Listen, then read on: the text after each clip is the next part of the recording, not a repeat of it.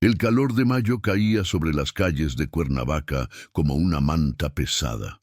Era el 12 de mayo de 1995, un viernes que nadie en la escuela primaria Benito Juárez olvidaría jamás. La profesora Mariana Delgado contaba a sus alumnos de sexto grado por tercera vez esa mañana, sus dedos temblorosos señalando cada cabeza. 23 niños, siempre 23. Pero ahora, mientras el autobús escolar amarillo esperaba frente al portón principal para llevarlos a su excursión anual al Parque Nacional Lagunas de Zempoala, solo podía contar 22. Faltaba uno, Diego Contreras, un niño de 11 años con cabello negro azabache y una sonrisa que mostraba sus dientes separados. Mariana llamó al director de la escuela, el profesor Héctor Sandoval, quien revisó personalmente cada aula, cada baño, cada rincón del edificio de 2 plantas. Nada. Los padres de Diego fueron contactados de inmediato. Su madre, Beatriz, insistió en que lo había dejado en la puerta de la escuela a las 7:30 de la mañana, como siempre. Lo había visto entrar. Estaba segura. Si disfrutas este tipo de historias, suscríbete al canal y déjame un comentario diciéndome desde dónde nos estás viendo. Tu apoyo significa mucho. La excursión fue cancelada. Los 22 niños restantes fueron enviados a sus casas con cartas urgentes para sus padres. Para las 11 de la mañana, la policía municipal ya había llegado a la escuela. El comandante Roberto Fuentes, un hombre de 50 años con bigote poblado y mirada cansada, interrogó a los maestros, al personal de limpieza, a los otros estudiantes. Nadie había visto a Diego después de que entrara al edificio esa mañana. Pero había algo más perturbador. Cuando revisaron la lista de asistencia, encontraron que no solo Diego había desaparecido. Otros 2 niños también estaban ausentes. Carolina Méndez y Luis Alberto Torres, ambos de 5º grado. Sus profesores no habían notado sus ausencias, porque ese día había una confusión administrativa. Los maestros pensaron que los niños estaban en otras aulas para actividades especiales. La realidad era que ninguno de los 3 niños había sido visto desde que entraron a la escuela aquella mañana. Para el mediodía, 3 familias vivían la peor pesadilla imaginable. Beatriz Contreras lloraba desconsoladamente en los brazos de su esposo, Fernando, mientras la policía revisaba cada centímetro de su casa. Los padres de Carolina, Rubén y Patricia Méndez recorrían las calles vecinas gritando el nombre de su hija. La madre de Luis Alberto, Guadalupe Torres, una madre soltera que trabajaba como enfermera en el Hospital General, tuvo que ser sedada cuando le dieron la noticia. La noticia se propagó por Cuernavaca como fuego en pasto seco. Para la tarde, cámaras de televisión de la Ciudad de México habían llegado al lugar. Reporteros entrevistaban a cualquiera que tuviera algo que decir. Los titulares de los periódicos del día siguiente serían devastadores. 3 niños se desvanecen en escuela de Cuernavaca. Misterio en primaria. Desaparecen estudiantes sin dejar rastro. Durante los días siguientes, cientos de voluntarios peinaron cada metro cuadrado de Cuernavaca. Se revisaron barrancas, ríos, predios baldíos, casas abandonadas. Se interrogó a vecinos, comerciantes, conductores de transporte público. Se pusieron carteles con las fotografías de los 3 niños en cada poste, cada tienda, cada esquina. La escuela fue cerrada temporalmente mientras peritos forenses revisaban el edificio en busca de cualquier evidencia. El comandante Fuentes trabajaba 20 horas al día. Había algo en este caso que lo obsesionaba. 3 niños no simplemente desaparecen de una escuela sin que nadie vea nada. Tenía que haber una explicación. Entrevistó personalmente a cada uno de los 248 estudiantes de la escuela. La mayoría eran muy pequeños para ofrecer información útil. Pero algunos de los alumnos mayores recordaban detalles extraños. Una niña de 6º grado, Sofía Ramírez, recordaba haber visto a Diego esa mañana cerca de los baños del 2º piso. Dijo que parecía nervioso, como si estuviera buscando algo o a alguien. Otro estudiante, Miguel Ortiz, mencionó haber visto a Carolina y a Luis Alberto juntos en el patio antes de la primera clase, lo cual era inusual, porque eran de diferentes grados y no solían juntarse. El conserje de la escuela, don Esteban Vargas, un hombre de 62 años que llevaba trabajando allí 25 años, fue interrogado extensamente. Recordaba haber abierto todas las puertas a las 6 de la mañana como siempre. No había visto nada fuera de lo común. Las ventanas estaban cerradas, las puertas traseras aseguradas. No había señales de que alguien hubiera forzado una entrada o salida. 2 semanas después de la desaparición, la Fiscalía Estatal asumió el caso. La investigación se expandió. Se verificaron antecedentes de todos los empleados de la escuela.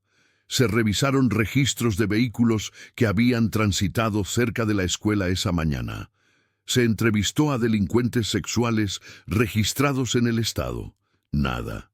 Era como si los 3 niños se hubieran evaporado en el aire. Las familias comenzaron a fracturarse bajo el peso de la tragedia. Fernando Contreras empezó a beber más de la cuenta, incapaz de soportar la mirada vacía de su esposa. Rubén Méndez dejó su trabajo como contador para dedicarse por completo a buscar a su hija. Guadalupe Torres seguía trabajando en el hospital, pero sus compañeras notaban que a menudo la encontraban llorando en el cuarto de suministros durante sus descansos. La profesora Mariana Delgado nunca regresó a enseñar. La culpa la consumía. Se culpaba por no haber notado antes que Diego faltaba, por no haber protegido mejor a sus estudiantes. Pasaba sus días en la iglesia, rezando por el regreso de los niños. El director Héctor Sandoval renunció 3 meses después de la desaparición. La escuela reabrió con un nuevo director y medidas de seguridad dramáticamente incrementadas, pero la sombra de aquel 12 de mayo nunca se fue completamente. Para finales de 1995, el caso se había enfriado. La policía seguía recibiendo reportes ocasionales de posibles avistamientos, pero ninguno llevaba a nada concreto. Los padres aparecían en programas de televisión, suplicando información. Se ofrecieron recompensas. Psíquicos y videntes llegaban ofreciendo sus servicios, casi todos charlatanes buscando aprovecharse del dolor ajeno. Los años pasaron con crueldad. 1996, 1997, 1998. Las búsquedas activas cesaron, pero las familias nunca dejaron de buscar. Beatriz Contreras conservaba la habitación de Diego exactamente como la había dejado aquella mañana. Su uniforme escolar limpio colgaba del armario. Sus juguetes permanecían en los estantes. Su cama seguía tendida con las mismas sábanas de Superman que tanto le gustaban. Patricia Méndez desarrolló una rutina enfermiza de visitar todos los hospitales, orfanatos y albergues del estado cada mes, mostrando la fotografía de Carolina a cualquiera que quisiera verla. Su hija tendría 12 años ahora, luego 13, luego 14. La fotografía en el cartel mostraba a una niña de 10 años con coletas y un suéter rosa. Patricia se preguntaba constantemente ¿cómo se vería Carolina ahora? Guadalupe Torres nunca volvió a celebrar su cumpleaños después de 1995. El cumpleaños de Luis Alberto había sido el 23 de mayo, solo 11 días después de su desaparición. Cada año preparaba su pastel favorito de chocolate y lo ponía en la mesa, rodeado de 11 velas que nunca eran sopladas. Sus compañeros de trabajo aprendieron a no mencionar la fecha. Para el año 2000, el caso ya era considerado uno de los grandes misterios sin resolver de Morelos. Se escribieron artículos especiales en los aniversarios. Criminólogos y periodistas de investigación intentaron resolverlo sin éxito. Había teorías, por supuesto. Algunas personas creían que los niños habían sido secuestrados por una red de tráfico de menores. Otros pensaban que habían huido juntos por razones desconocidas. Los más oscuros sugerían que alguien dentro de la escuela había estado involucrado. El comandante Roberto Fuentes se retiró en 2003, llevando consigo la frustración de nunca haber resuelto el caso que definió los últimos años de su carrera. En su fiesta de retiro, confesó a sus colegas que seguía soñando con aquellos 3 niños, que sus rostros en los carteles lo perseguían. Había revisado los archivos del caso cientos de veces, buscando algo que hubiera pasado por alto. Nunca lo encontró. La escuela primaria Benito Juárez siguió funcionando, pero con una reputación manchada. Muchos padres preferían enviar a sus hijos a otras escuelas. Los que quedaban instruían a sus hijos a nunca separarse de sus compañeros, a nunca quedarse solos en ninguna parte del edificio. El nuevo conserje, don Esteban Vargas, había fallecido en 2001. A menudo reportaba sentir una presencia en los pasillos, aunque los administradores descartaban esto como superstición. En 2010, 15 años después de la desaparición, las familias organizaron una vigilia masiva frente a la escuela. Cientos de personas asistieron, sosteniendo velas y fotografías ampliadas de Diego, Carolina y Luis Alberto. Los padres, ahora más viejos y marcados por años de dolor, dieron discursos emotivos. Beatriz Contreras, su cabello ahora completamente gris, habló con voz quebrada sobre nunca perder la esperanza. Fernando Contreras había muerto en 2007, su hígado destrozado por el alcohol. Rubén Méndez había sufrido un ataque al corazón en 2009, dejando a Patricia sola en su búsqueda interminable. Guadalupe Torres seguía trabajando en el hospital, ahora como supervisora de enfermería, pero aquellos que la conocían decían que nunca había vuelto a sonreír realmente. Los años 2010 trajeron nuevas tecnologías, redes sociales, bases de datos digitales, técnicas forenses avanzadas. El caso fue revisado varias veces por nuevos investigadores con ojos frescos. Se compararon huellas dactilares sin identificar de todo el país. Se verificaron registros de adopciones sospechosas. Se buscaron patrones en otros casos de niños desaparecidos. Nada coincidía. Para 2015, 20 años después, los 3 niños desaparecidos serían adultos de 31 años. Sus padres envejecían rápidamente, consumidos por la pregunta eterna: ¿qué les pasó? ¿Seguirán vivos? ¿Sufrieron? ¿Nos recuerdan? Las preguntas sin respuesta erosionaban sus almas como el agua erosiona la piedra. La profesora Mariana Delgado vivía recluida en una pequeña casa en las afueras de Cuernavaca. Rara vez salía. Cuando lo hacía, la gente la reconocía y susurraba. Algunos la culpaban. Otros sentían lástima por ella. Mariana había desarrollado un ritual de escribir cartas a los 3 niños desaparecidos cada mes. Cartas que guardaba en cajas en su armario. Nunca serían leídas, pero escribirlas era la única forma en que podía encontrar algo de paz. En 2018, Patricia Méndez murió de un aneurisma cerebral. Estaba en un autobús, camino a Acapulco para seguir una pista que probablemente no llevaría a nada, como todas las anteriores. Murió sosteniendo la fotografía de Carolina en su mano. En su funeral, Guadalupe Torres y Beatriz Contreras se abrazaron, 2 mujeres unidas para siempre por la más terrible de las circunstancias. Beatriz ahora tenía 72 años. Su salud se deterioraba. Sabía que su tiempo se acababa. Lo único que quería antes de morir era saber qué le había pasado a su hijo. No necesitaba verlo vivo, aunque ese era su sueño. Solo necesitaba saber. Necesitaba poder cerrar sus ojos por última vez con alguna respuesta. por dolorosa que fuera. Guadalupe, a sus 60 años, seguía trabajando en el hospital. Era todo lo que le quedaba. Su vida se había convertido en una rutina mecánica. Trabajar, comer, dormir, repetir. Los domingos visitaba la tumba de Patricia Méndez y hablaba con ella sobre sus hijos desaparecidos, como si Patricia pudiera escucharla desde donde estuviera. La escuela primaria Benito Juárez había sido renovada varias veces desde 1995. Nuevos edificios habían sido construidos. Viejas estructuras habían sido demolidas. Los maestros y estudiantes de aquella época se habían ido hace mucho tiempo, pero la historia persistía, transmitida en susurros entre generaciones de alumnos como una leyenda urbana, excepto que era terriblemente real. En enero de 2024, la escuela anunció planes para una renovación mayor.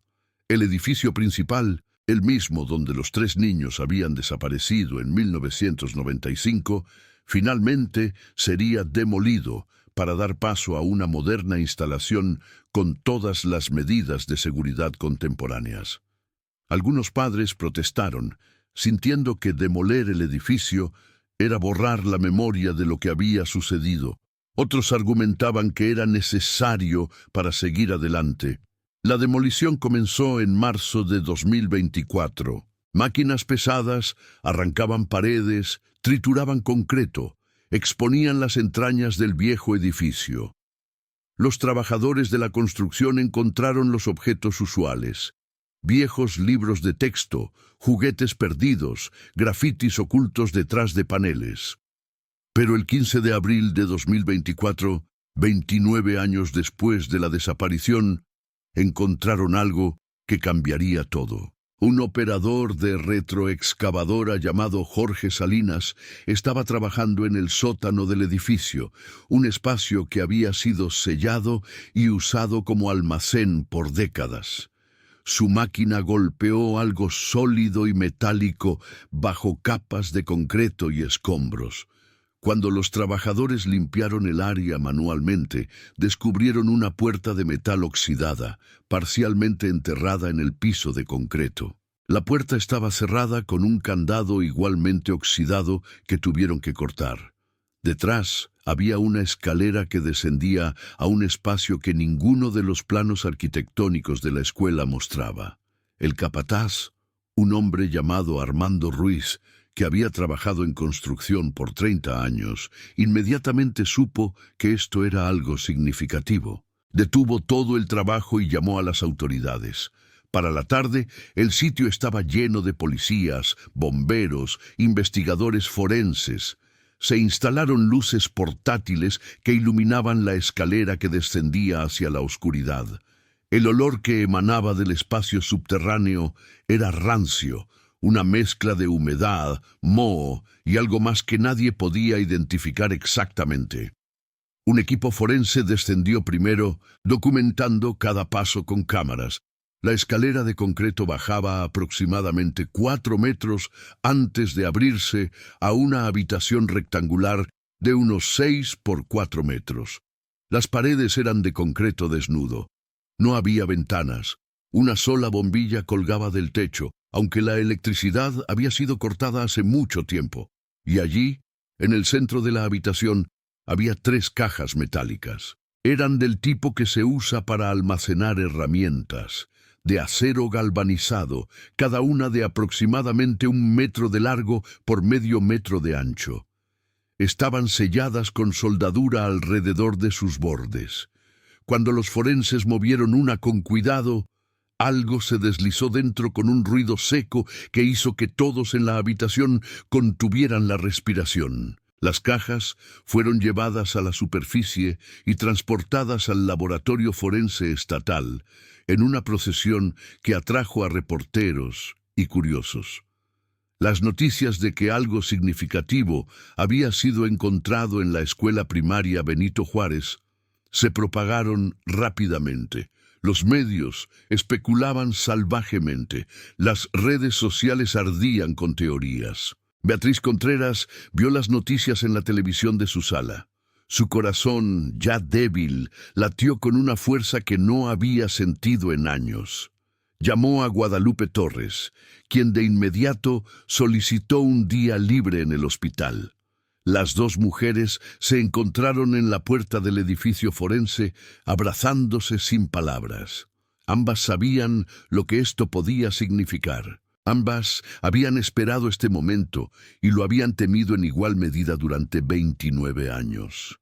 El proceso de abrir las cajas fue meticuloso y lento. Los forenses documentaron cada paso, tomando fotografías, videos, muestras. La soldadura tuvo que ser cortada cuidadosamente para preservar cualquier evidencia. El fiscal general del Estado, un hombre llamado Eduardo Vega, supervisó personalmente el proceso.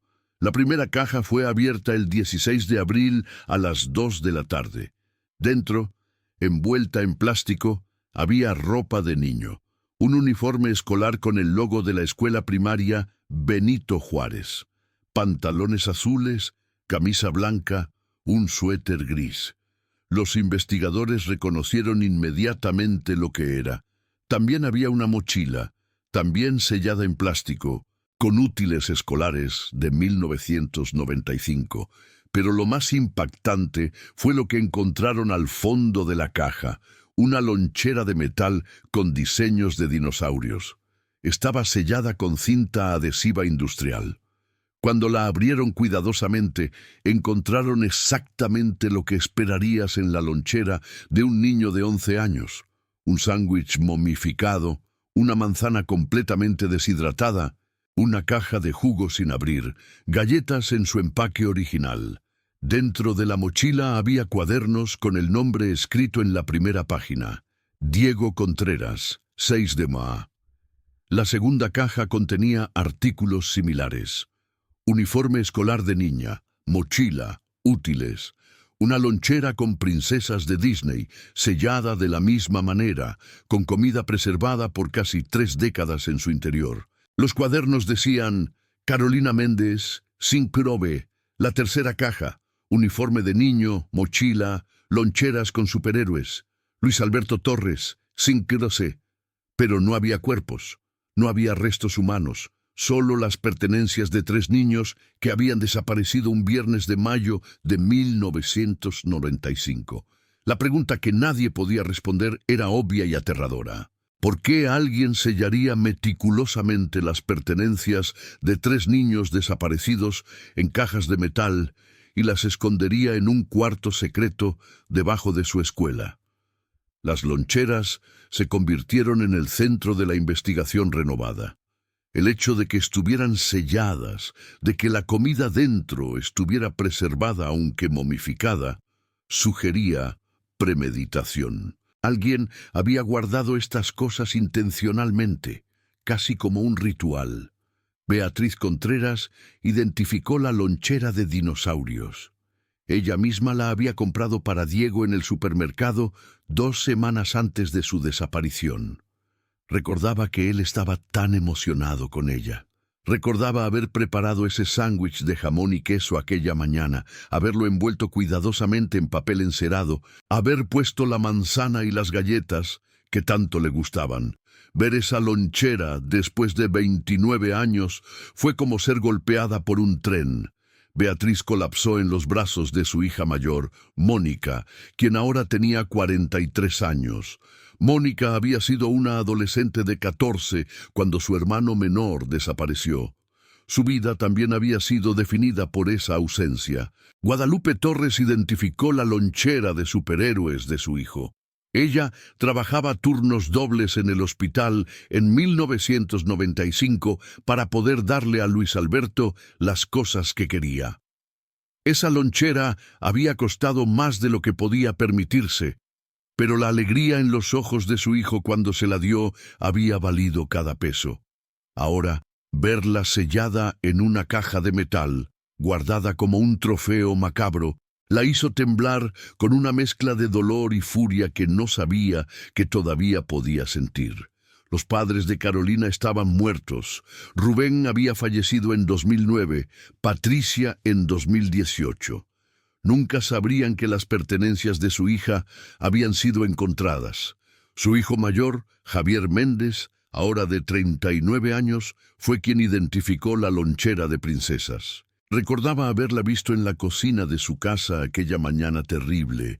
Recordaba a su madre preparando el almuerzo de Carolina mientras él desayunaba antes de irse a la secundaria. La investigación se reactivó con una intensidad que no se había visto en décadas. El descubrimiento de las cajas planteaba preguntas perturbadoras. ¿Quién había construido ese cuarto secreto? ¿Cuándo? ¿Por qué no aparecía en ningún plano arquitectónico? ¿Cómo habían llegado allí las pertenencias de los niños? Los investigadores comenzaron a revisar los registros de construcción de la escuela. El edificio original había sido construido en 1972. Había tenido varias renovaciones y adiciones a lo largo de los años. En 1988 se había añadido un segundo piso.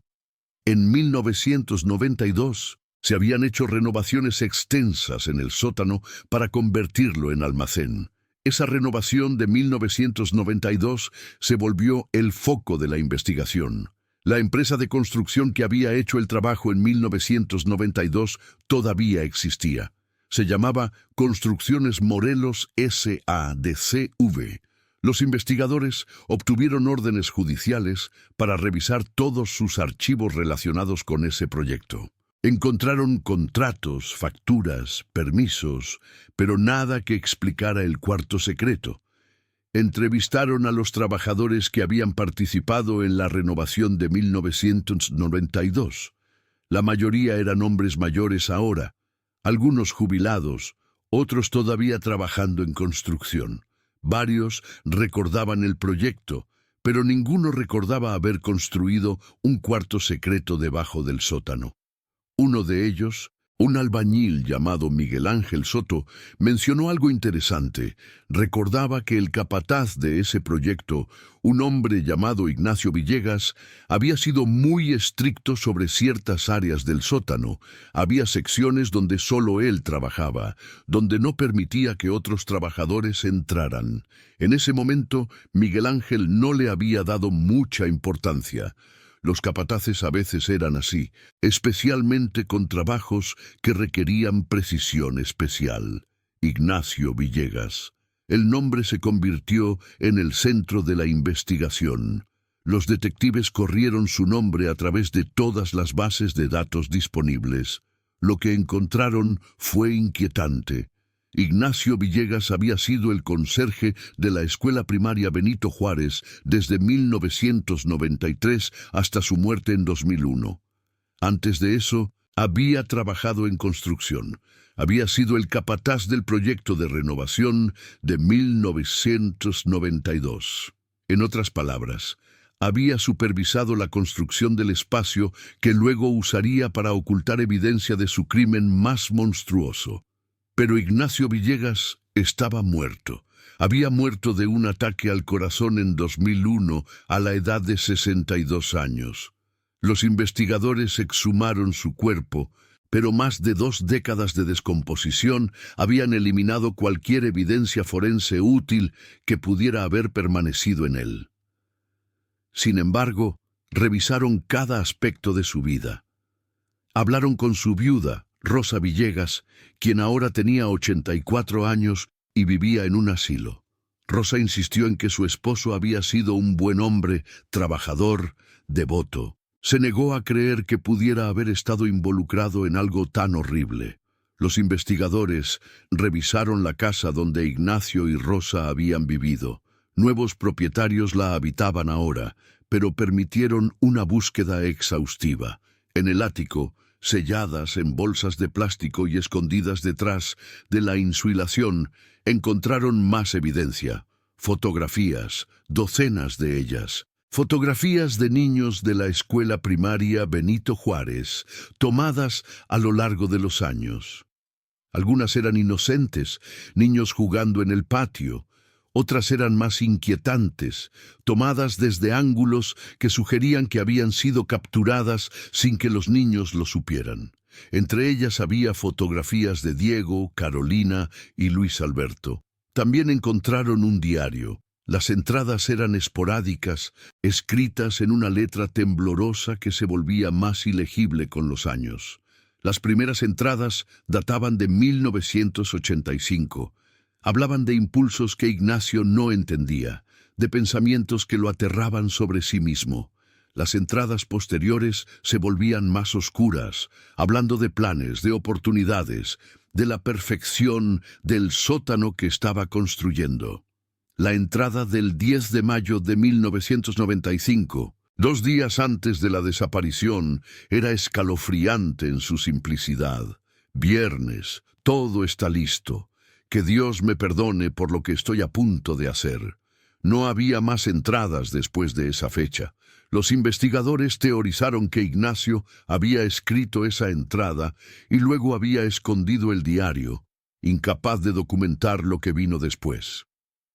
Con la evidencia del cuarto secreto, las cajas, el diario y las fotografías, los investigadores reconstruyeron lo que probablemente había sucedido aquel viernes 12 de mayo de 1995. Ignacio Villegas, el conserje que abría la escuela cada mañana, había estado esperando. Había construido su escondite 3 años antes. Había planeado meticulosamente. Cuando Diego, Carolina y Luis Alberto llegaron a la escuela esa mañana, Ignacio probablemente los había atraído uno por uno con algún pretexto. Tal vez les dijo que el director quería verlos. Tal vez les dijo que había encontrado algo que habían perdido. Los niños confiaban en él. Era el conserje de la escuela, una figura de autoridad, alguien que había estado allí por años. Los había llevado al sótano, donde normalmente nadie iba durante el horario escolar. Los había llevado por la escalera secreta a su cuarto oculto, y allí, por razones que solo un monstruo podría entender, los había matado. Pero ¿dónde estaban los cuerpos? Era una pregunta que las cajas no respondían. Los forenses teorizaban que después de matar a los niños, Ignacio había dispuesto de sus cuerpos en otro lugar. Tal vez los había quemado, tal vez los había enterrado en algún lugar remoto, tal vez los había arrojado a una de las muchas barrancas profundas que rodeaban Cuernavaca. Había tomado sus pertenencias, sus mochilas, sus uniformes, sus loncheras, con el almuerzo que sus madres habían preparado esa mañana y los había sellado en cajas de metal como trofeos. Los había escondido en su cuarto secreto, donde permanecerían ocultos durante casi 3 décadas. La teoría era sólida pero inquietante. Los forenses revisaron cada centímetro del cuarto secreto en busca de ADN, sangre, cualquier rastro de los niños. El concreto de las paredes y el piso fue analizado químicamente. Encontraron trazas microscópicas de sangre que coincidían con los tipos sanguíneos de los 3 niños desaparecidos. Era una confirmación científica de lo que todos ya sabían en sus corazones. Las familias recibieron la noticia en una reunión privada con el fiscal general Eduardo Vega. Beatriz Contreras, Guadalupe Torres y Javier Méndez se sentaron en una sala de conferencias mientras les explicaban lo que habían descubierto, lo que creían que había sucedido. Después de 29 años de preguntas sin respuesta, finalmente tenían una respuesta. Pero no era la respuesta que habían esperado. No había reunión milagrosa. No había descubrimiento de que los niños habían sido secuestrados, pero estaban vivos en algún lugar. Solo había la confirmación de que habían muerto el mismo día que desaparecieron, a manos de alguien en quien confiaban, en un lugar donde se suponía que estarían seguros. Beatriz sollozaba sin control. Después de casi 3 décadas manteniendo viva la esperanza, la muerte de esa esperanza era casi insoportable. Pero también había un alivio extraño y culpable mezclado con el dolor. Sabía, finalmente sabía. Ya no tenía que preguntarse cada día si Diego estaba vivo en algún lugar, si la estaba buscando, si la recordaba. Guadalupe permanecía en silencio, lágrimas corriendo por sus mejillas, pero sin hacer sonido. Toda su vida adulta había sido definida por la ausencia de su hijo. Ahora esa ausencia tenía una explicación. Era permanente, era definitiva. Luis Alberto había tenido 10 años cuando murió. Nunca creció. Nunca se convirtió en el hombre que ella había imaginado que sería. Javier Méndez pensaba en sus padres. Pensaba en cómo habían muerto sin saber la verdad. Cómo habían gastado sus últimos años buscando a Carolina. Cómo se habían ido de este mundo con esa herida abierta en sus almas. Casi deseaba que no hubieran encontrado las cajas. Casi deseaba que el misterio hubiera permanecido sin resolver para siempre. Pero sabía que eso era cobardía, hablando. La verdad, por dolorosa que fuera, era mejor que la incertidumbre eterna. El caso fue oficialmente cerrado una semana después. El fiscal general dio una conferencia de prensa donde explicó los hallazgos. Los medios nacionales e internacionales cubrieron la historia. Resuelto después de 29 años, Conserje Escolar asesinó a 3 niños en 1995, fueron los titulares. Pero para las familias, cerrar el caso legalmente no cerraba la herida emocional. Organizaron un funeral conjunto para los 3 niños, aunque no había cuerpos que enterrar. Fue un servicio memorial en la misma iglesia donde habían rezado por el regreso de sus hijos durante casi 3 décadas. Cientos de personas asistieron, antiguos compañeros de clase de los niños, ahora adultos con sus propias familias, maestros jubilados de la escuela primaria Benito Juárez, vecinos que recordaban los carteles de búsqueda, personas que nunca habían conocido a los niños pero se sentían conectadas con su historia. La profesora Mariana Delgado asistió, apoyándose en un bastón, su cabello completamente blanco, su cuerpo encorvado por la edad y el peso de la culpa que había cargado durante 29 años. Se acercó a Beatriz después del servicio, las 2 mujeres viejas ahora, unidas por una tragedia que ninguna había podido prevenir. «No fue tu culpa», le dijo Beatriz, abrazándola. Eran palabras que Mariana había necesitado escuchar durante casi 3 décadas. No eliminaban la culpa, pero ofrecían un pequeño consuelo. En los meses siguientes, la ciudad de Cuernavaca procesó colectivamente la resolución del caso. La escuela primaria Benito Juárez continuó con sus planes de renovación. El viejo edificio fue completamente demolido. En su lugar se construyó una estructura moderna con sistemas de seguridad de última generación. Pero instalaron un memorial en el nuevo edificio. Era una placa de bronce con las fotografías de Diego Contreras, Carolina Méndez y Luis Alberto Torres.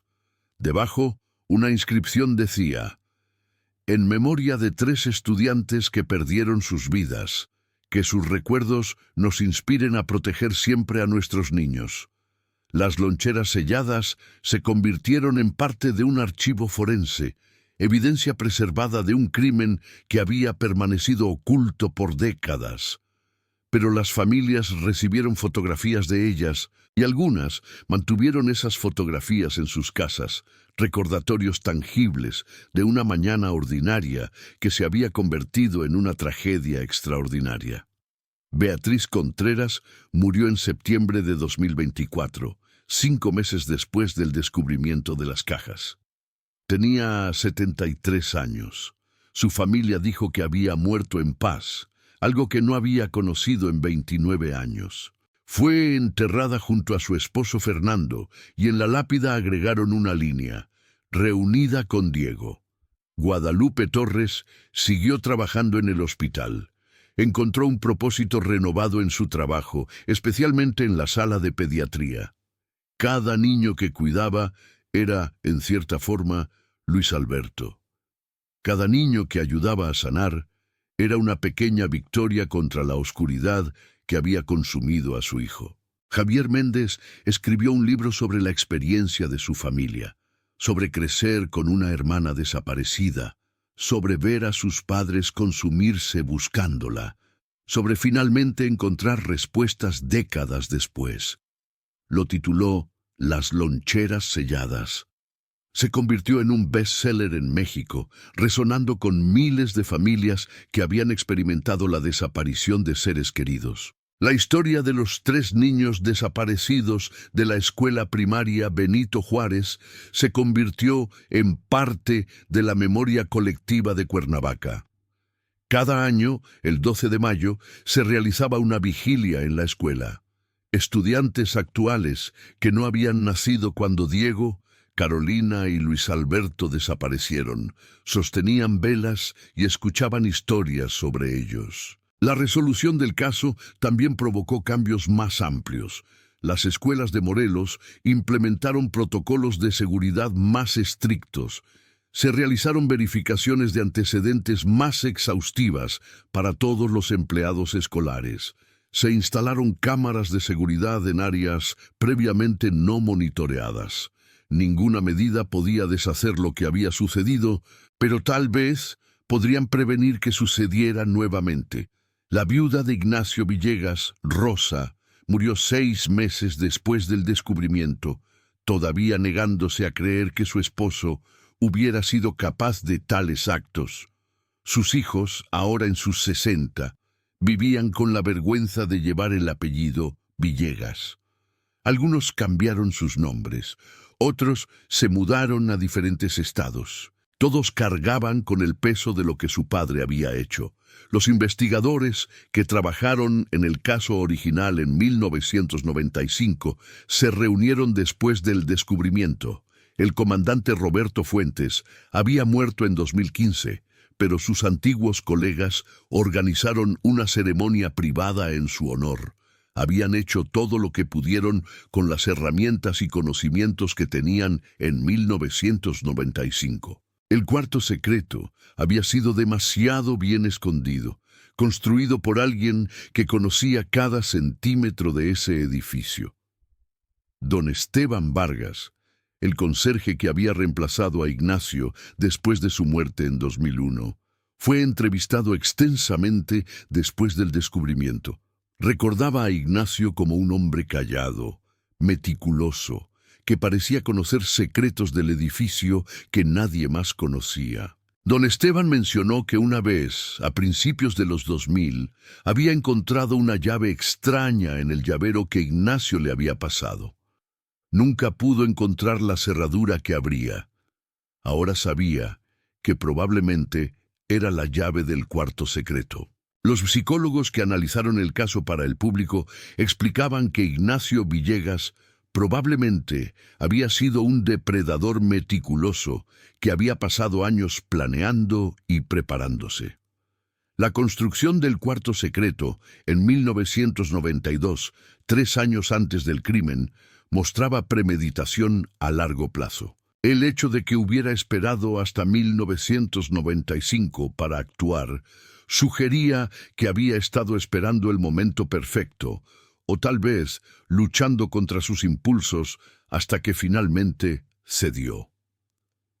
El diario de Ignacio fue estudiado por criminólogos y perfiladores. Las entradas mostraban un hombre atormentado por sus propios pensamientos, pero incapaz de buscar ayuda. En México, en los años 80 y 90, la salud mental era un tema tabú. Incluso si Ignacio hubiera querido buscar ayuda, los recursos eran limitados y el estigma era enorme. No justificaba sus acciones, pero ofrecía contexto sobre cómo un monstruo podía vivir décadas en una comunidad sin ser detectado. La pregunta de qué había hecho Ignacio exactamente con los cuerpos de los niños seguía sin respuesta definitiva. Los investigadores revisaron propiedades que había poseído o tenido acceso. Revisaron áreas remotas donde había sido visto. Usaron radar de penetración terrestre en docenas de ubicaciones. Nunca encontraron restos. Una teoría era que los había quemado en un incinerador industrial. En 1995, Ignacio tenía un primo que trabajaba en una planta procesadora de carne en las afueras de Cuernavaca. La planta tenía incineradores industriales de alta temperatura, usados para disponer de desperdicios animales. Si Ignacio había tenido acceso a esos incineradores, podría haber eliminado completamente los cuerpos. El primo había muerto en 2010, así que nunca pudo ser interrogado. Otra teoría era que los había arrojado a una de las profundas barrancas que rodeaban la ciudad. Cuernavaca está construida en terreno montañoso con barrancos de hasta 100 metros de profundidad, muchos cubiertos por densa vegetación. Los cuerpos podrían haber sido consumidos por animales salvajes y los elementos en semanas. 30 años después, no quedaría nada que encontrar. La verdad probablemente nunca sería conocida con certeza. Ignacio Villegas se había llevado ese secreto final a su tumba. Las familias tenían que aceptar que probablemente nunca tendrían restos físicos para enterrar. Nunca tendrían ese cierre final. Las cajas selladas con las loncheras intactas eran lo más cercano que tendrían a una tumba. En 2025, 30 años después de la desaparición, se organizó una conmemoración masiva en Cuernavaca. Miles de personas asistieron a una marcha silenciosa desde el centro de la ciudad hasta la escuela primaria Benito Juárez. Llevaban carteles con las fotografías de Diego, Carolina y Luis Alberto. Llevaban carteles con los nombres de otros niños desaparecidos en México, porque desafortunadamente la historia de estos 3 niños no era única. Guadalupe Torres, ahora de 61 años, habló en el evento. Su voz era fuerte a pesar de las lágrimas. Habló sobre Luis Alberto, sobre el niño que había sido, sobre el hombre que nunca tuvo la oportunidad de convertirse. Habló sobre la importancia de nunca dejar de buscar a los desaparecidos, de nunca dejar de exigir respuestas, de nunca permitir que estos casos sean olvidados. Mi hijo tenía 10 años cuando murió, dijo. Su voz quebrándose pero persistente. Nunca celebró su 11º cumpleaños, nunca fue a la secundaria, nunca tuvo su primer amor, nunca me dio nietos. Todo eso me fue robado, le fue robado a él, pero su memoria permanece, y mientras su memoria permanezca, él no está completamente perdido. La multitud aplaudió con lágrimas corriendo por miles de rostros. Los padres abrazaban a sus hijos un poco más fuerte. Los maestros reflexionaban sobre la sagrada responsabilidad de proteger a los estudiantes bajo su cuidado. Los oficiales de policía renovaban su compromiso de resolver cada caso de persona desaparecida. Javier Méndez también habló, representando a su hermana Carolina y a sus padres fallecidos. Habló sobre cómo la desaparición de Carolina había definido su infancia, cómo había visto a sus padres marchitarse bajo el peso de no saber. Habló sobre el extraño alivio que vino con finalmente conocer la verdad, incluso cuando esa verdad era devastadora. Pasamos 29 años buscando a mi hermana, dijo. Cada día mi madre llamaba a alguien, visitaba algún lugar, seguía alguna pista. Mi padre se consumió buscándola. Murieron sin saber qué le había pasado. Casi desearía que pudieran estar aquí ahora, que pudieran saber que finalmente encontramos respuestas. Pero tal vez es una bendición que no tuvieran que conocer los detalles horribles de cómo murió. La escuela primaria Benito Juárez, en su forma renovada y moderna, ahora funcionaba como un modelo de seguridad escolar. Cada visitante era registrado. Cada área era monitoreada, cada empleado era exhaustivamente investigado. El trauma de 1995 había transformado no solo esta escuela, sino escuelas en todo el estado. Los estudiantes actuales aprendían sobre Diego, Carolina y Luis Alberto en sus clases. Sus historias se habían convertido en parte del currículo, no para asustar a los niños, sino para enseñarles sobre seguridad, sobre confiar en sus instintos, sobre la importancia de nunca guardar secretos que los hagan sentir incómodos.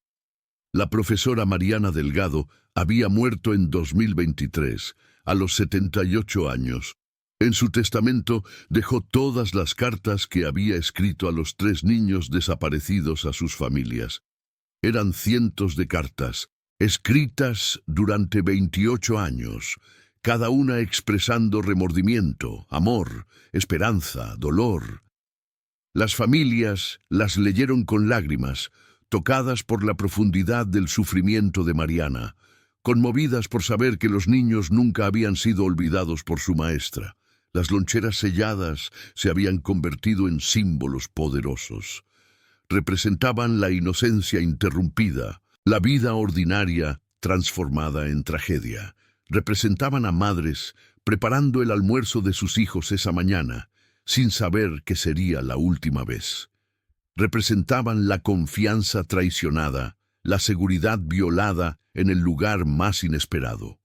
Organizaciones de derechos de los niños en México usaban imágenes de las loncheras en sus campañas.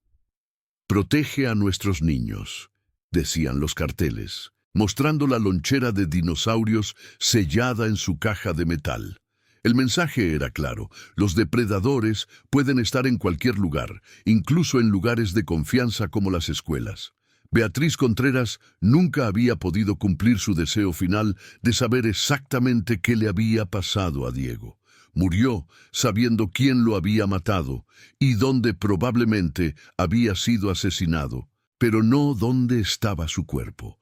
Su hija Mónica visitaba regularmente el memorial en la escuela, dejando flores frescas para su hermano menor que nunca envejeció. Guadalupe continuaba con su vida, pero cada 12 de mayo era un día de reflexión profunda.